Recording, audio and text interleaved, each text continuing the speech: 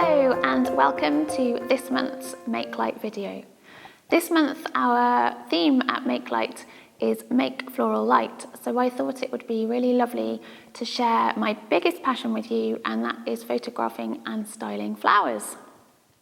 I have been photographing flowers for years, I think maybe 12, 13 years, something like that, ever since I did a PhD on plant hunting and spent an awful lot of time at Kew Gardens, and I think I might have spent more time photographing flowers than doing my research. I totally fell in love with it, and if you follow me on Instagram, you will know that I photograph flowers every day, and I really love sharing them and putting out positivity into the world through flowers. So I'm going to share with you some tips and tricks of how to get the most out of one bunch of flowers. So behind me you will see I have a bunch of flowers that are in season at the moment, and I'm going to show you through this video and some other videos how to get the most from those flowers. People always ask me on Instagram how much money I spend on flowers every week. And yes, I do spend a lot of money on flowers, but I can get an awful lot of images out of one bunch. So hopefully, after you've watched this video, you will be able to too. This video is the first in a series of videos about flowers. The first one is available to everybody, and after that, you will find them in the Make Light subscription. If you are interested in subscribing to Make Light for the videos and so much more, then pop over to makelight.com/subscribe, where you'll find out loads more about the exciting Make Light subscription. So let's get photographing flowers. One of the things that I love to do when I start a new project is to gather things in a prop box, so that I have things to hand as I'm creating images, and they also really inspire me for new images too. So I thought it would be fun today to show you some of the things that I like to use when I'm photographing flowers. I have gathered them in this pretty box, which itself is useful for photographing because you could actually put the flowers in the box itself. But I've also got things like pretty scissors. If you follow me on Instagram, you will know all about my addiction to scissors and also how much people love scissors on Instagram. I've also got things like pieces of lace ribbon, other ribbon like this. I've got beautiful packets of seeds that tell the story of the flowers. I've got a card here with a bee on, obviously connected to flowers as well. I have got washi tape, which is always helpful when you're styling, either to stick things on the wall or stick things somewhere, but also to use in images. Pretty boxes that lend themselves to the floral theme, little pictures of flowers. All these things can be really, really useful, and it's a great idea to gather things and keep them in a box like this so that you know where they are and they keep you inspired and ready to go. So here we have our bouquet of flowers, and I have put them in a jug which is very photogenic, and I could just take a picture of them just like this and that would be one beautiful image.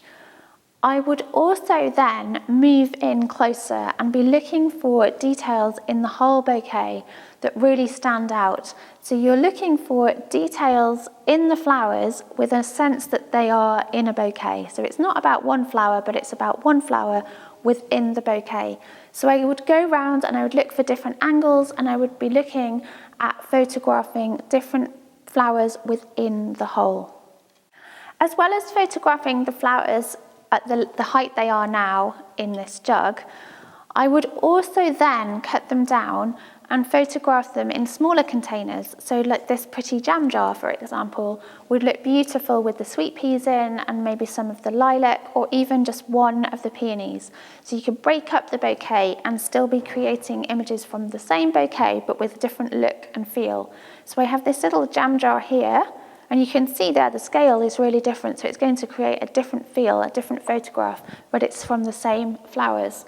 And then I have a tiny little jar here, which I could take a tiny piece of the lilac, for example, and create a little vignette with just one little jar like that. So I thought it would be good to show you not just taking the flowers in a jug and the close-up of the flowers, but also how to create a scene for your flowers. So you're telling a bit more of a story. So I'm telling a story about the idea that we are talking about flowers and we are talking about Make Floral Light, and this is our theme for the month. So I want to be adding things to my wall behind me, and I have done that just with washi tape, which is easy to pop up on your wall. And I have got a poster here, and I have got a little piece from a vintage botanical book, and I have got my jug of flowers on my lovely green cupboard that I love so much. So when I take my flowers, I could put them in the middle like that, and it all be about the flowers in the center. But I prefer to put them to one side and to have some space on this side. It just creates a little bit more interest in the image. And you can take that picture just like that, and there's another image for your Instagram. You could also move it across here, and you could get a closer image here, maybe cropping here and getting some of the poster idea in the background. Then you could also add to the scene. So you've got your flowers, which are your hero flowers there, and that's what the story is all happening around, centering around. But you could also add some other things. So I've got a jar here of Liberty fabric scraps, which is just a really cute prop in itself. Liberty, of course, is famous for its floral fabric. And then I have also got some fake flowers, and people often ask me whether my flowers are real or fake, and 95% of the time they are real, but these are fake, and they just add a little bit of interest on this side of the image. So you can have two things on that side. This is still very much your hero on over here, but you're just adding some things to the whole scene here, and you can take some images like that. One lovely thing that you can do before you even put your flowers in a vase, or you could always take them out afterwards, of course, is to place them on a lovely surface like I have done here. This is the famous Make Light table, and I know that this photographs flowers beautifully, but you can test a background that you have in your home and find a similar lovely favourite spot to put your flowers when you've got back from the florist or the flower market, and literally putting them down just like this will create a beautiful image.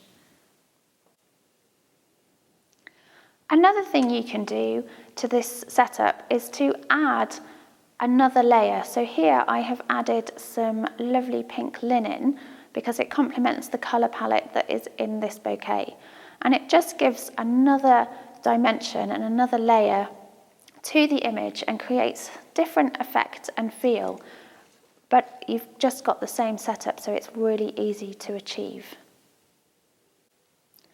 So this is my back from the florist or flower market shot in this lovely basket bag that I have here, and you can take this image as a top-down image like this, as a flat lay, or you could also hold it and you could create a really cute image like that. It's really simple to achieve, but it's fun, it's effective, and it will go down a storm on Instagram.